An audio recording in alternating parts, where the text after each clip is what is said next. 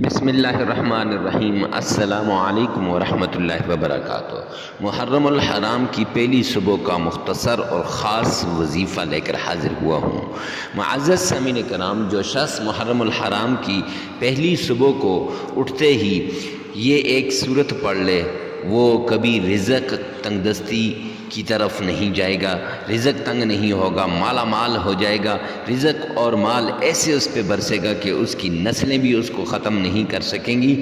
معزز سامعین کرام، جلدی کیجئے، اس عمل کو کریں، یہ موقع بار بار ہاتھ نہیں آتا۔ اللہ نے آپ کو زندگی دی ہے تو سارا سال، بلکہ میں یوں کہوں گا پوری زندگی آپ رزق کی ٹینشن سے بالکل فری ہو جائیں گے۔ رزق کی ٹینشن کبھی نہیں ہوگی، مال کی ٹینشن کبھی نہیں ہوگی۔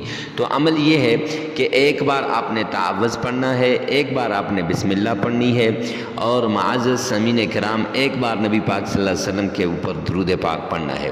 اس کے بعد آپ نے ایک ہی بار آپ نے سورہ فاتحہ پڑھنی ہے۔ الحمدللہ رب العالمین سے لے کر ایاک نعبد و ایاک نستعین پہ جب آپ پہنچیں گے تو پھر اللہ رب العزت سے مدد مانگیں گے، اللہ سے اپنی حاجت کو بیان کریں گے۔ پھر اس کے بعد آگے آپ نے سورہ فاتحہ ولضالین آمین تک پڑھنی ہے۔ پھر اس کے بعد ایک مرتبہ درود پاک پڑھنا ہے، 33 مرتبہ استغفار کرنا ہے۔